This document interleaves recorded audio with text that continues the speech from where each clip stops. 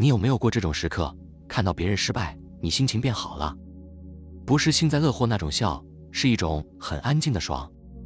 你没跟任何人说，你甚至不敢承认，但那一秒，你知道你爽到了。你是不是坏人？不是，你只是人类。这期看完，你会发现你不是坏人，你只是被一个叫 Schadenfreude 幸灾乐祸的东西绑架了，一个全人类都有但没人敢承认的快感。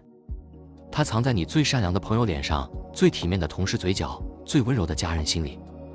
它让你看到别人离婚会偷偷兴奋，看到网红翻车会点进去看10次，看到老板被骂会憋笑憋到肚子痛。而你今天终于要看清楚它。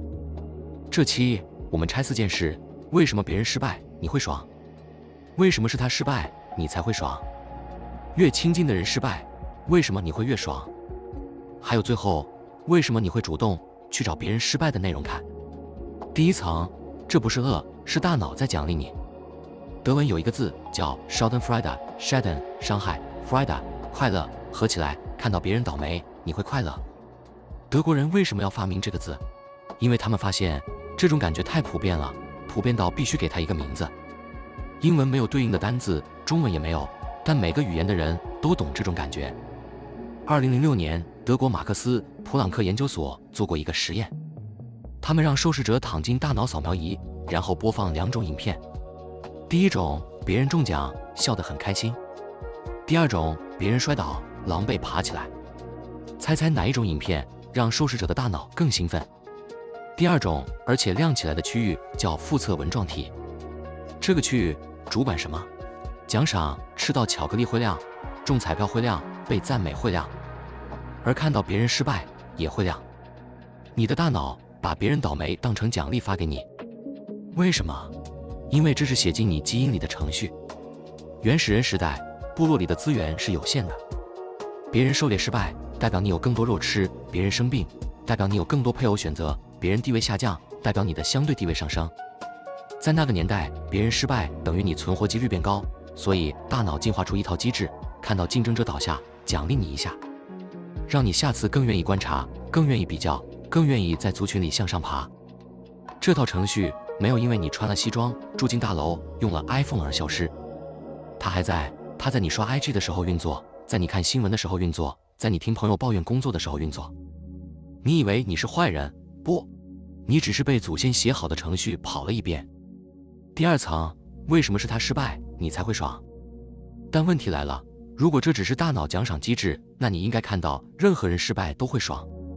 可是不是，你看到非洲难民失去家园，你不爽，你难过；你看到陌生人车祸，你不爽，你紧张；你看到流浪汉被欺负，你不爽，你想帮忙。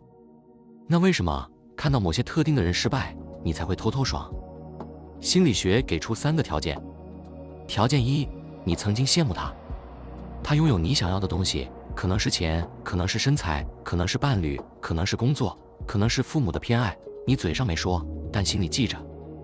当他失去那个东西的时候，你的大脑会说，看吧，你不是真的差，只是运气不好。那一秒，你不是在爽他失败，你是在爽，你终于不用再觉得自己不够好。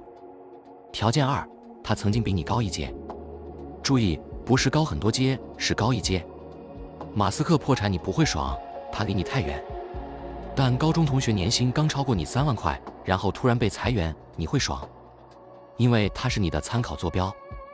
他超过你的时候，你觉得他凭什么？他跌回来的时候，你觉得我终于追上来了。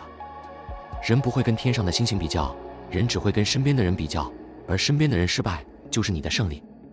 条件3，他曾经让你觉得自己不够好。注意，他可能什么都没做，他只是存在着，存在得太亮，太成功，太被喜欢，太被夸奖。每次你看到他，你就会觉得我是不是太普通了？所以当他失败的时候，你不是在恨他，你是在恨那个被他比下去的自己。他的失败是你自我怀疑的解药。你以为你是在笑他，你其实是在治愈自己。第3层，最残忍的真相，越亲近的人失败，你越爽。你以为陌生人失败你才会爽，朋友、家人、伴侣，你应该替他们开心才对。不，刚好相反。2015年，荷兰莱顿大学做过一个研究，他们发现 Schadenfreude 的强度跟社会距离成反比。陌生人失败你没什么感觉，点头之交失败你有点兴趣，同事失败你会偷偷观察，好朋友失败你会爽到睡不着。为什么？因为陌生人不是你的参考坐标，但好朋友是。你跟他一起长大，一起读书，一起进社会，你们的起跑线一样。所以他超越你的每一步都在提醒你，为什么是他不是我，而他跌倒的每一步都在补偿你，原来他也没那么厉害。最残忍的版本是这样：当好朋友升职的时候，你嘴上恭喜，心里有一块堵着；当好朋友结婚的时候，你嘴上祝福，心里有一块酸着；当好朋友买房的时候，你嘴上佩服，心里有一块痛着。但是当好朋友离婚的时候，你嘴上安慰，心里有一块松了；当好朋友失业的时候，你嘴上加油，心里有一块轻了；当好朋友被劈腿的时候，你嘴上骂渣男，心里有一块平了。你不是不爱他们，你只是需要他们不要超过你。这就是 Schadenfreude 最黑的地方，它不是针对你讨厌的人，它针对的是所有可能让你显得不够好的人，包括你最爱的人。第4层，为什么你会主动去找别人失败的内容看？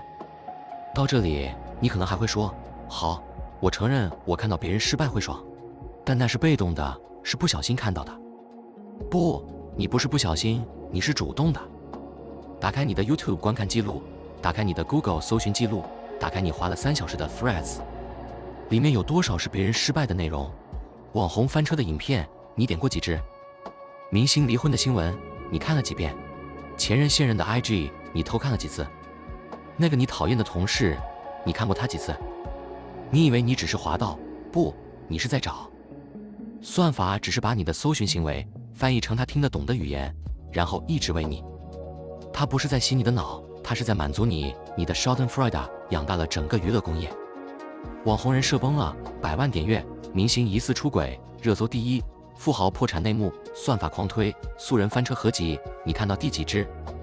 这些内容为什么会赢？不是因为他们有资讯量，是因为他们在卖你一种药，一种叫做还好不是我的药。每看一支，你的大脑就奖励你一次，每看一支你就更上瘾。而最残忍的是，你会越来越需要更狠的内容才能爽到。一开始你看素人小翻车就能爽，后来你需要看网红彻底社死才有感觉，再后来你需要看人设完全崩坏，家庭破裂，人生毁掉，才能让那1秒的爽回来。你以为你在消费内容，不，内容在消费你。你的时间，你的注意力，你的同理心，都在这个过程里一点一点被搬空。所以你是坏人吗？不是，你只是人。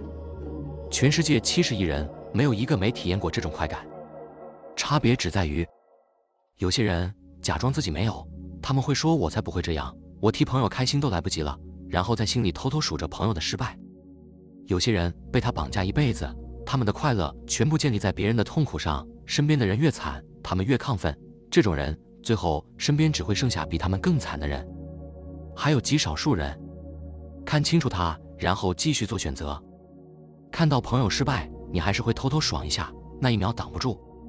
但下1秒，你可以选择不转发那则新闻，你可以选择不点开那个你滑了5次的 IG， 你可以选择不让那股快感变成你的人格。看清楚自己，不是为了变圣人，是为了不被自己最恶心的那一面牵着走。我是瑞，我们下次见。Look closer.